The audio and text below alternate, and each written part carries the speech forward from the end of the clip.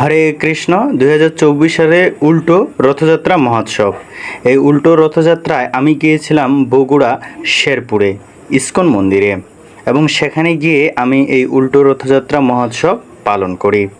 কথা হচ্ছে, শাস্ত্রে এরকম বলা রয়েছে যে এই রথযাত্রায় কেউ যদি জগন্নাথ দেবকে রথের উপর উপবেশন অবস্থায় দর্শন করে এবং রথের রশি ধরে টানে, তাহলে তার আর পুনর্জন্ম হয় না, অর্থাৎ তাকে পুনরায় এই জড়জগতে এসে জন্ম মৃত্যু জোড়াবেধি, এই যে দুঃখ এবং কষ্ট, সেগুলো তাকে আর সহ্য করতে হয় না।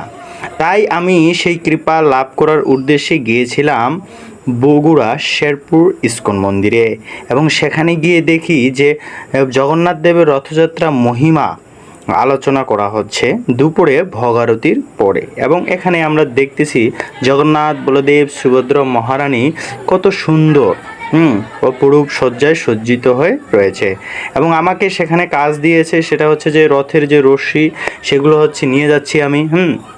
ভগবানের অশেষ কৃপায় এই সেবার দায়িত্বটি আমি পেয়েছিলাম। সেখানে আমি হচ্ছে রথের যে রশি আছে সেটা আমি নিয়ে গিয়ে রথের সঙ্গে সংযোগ দেওয়ার চেষ্টা করেছিলাম।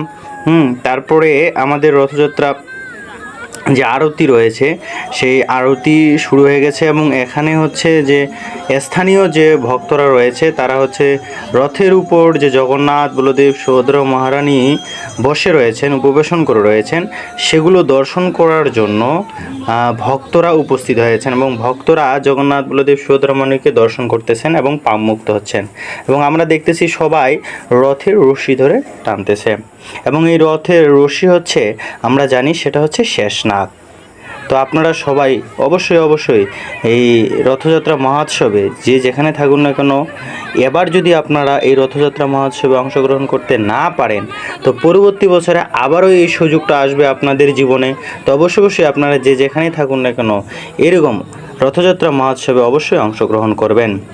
এবং প্রচণ্ড ভক্তের আগমন হয়েছিল, এবং আমরা দেখতেছি সবাই, কেউ হয়তোবা অংশগ্রহণ করতে পারেনি, কিন্তু বাসা থেকে বার হয়ে জগন্নাথ দেবকে দর্শন করতেছে এবং প্রণাম করতেছে, এবং জগন্নাথ দেবের উদ্দেশ্যে প্রসাদ নিবেদন করতেছে, অর্থাৎ ফল, কেউ দই, কেউ মিষ্টি, যার সামর্থ্য অনুযায়ী সেগুলো তারা জগন্নাথ দেবকে নিবেদন করতেছে।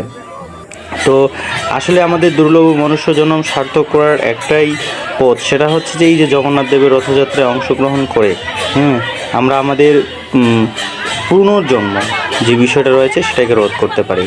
তা হরে কৃষ্ণ, আপনারা এখন দর্শন করুন। হরি বল।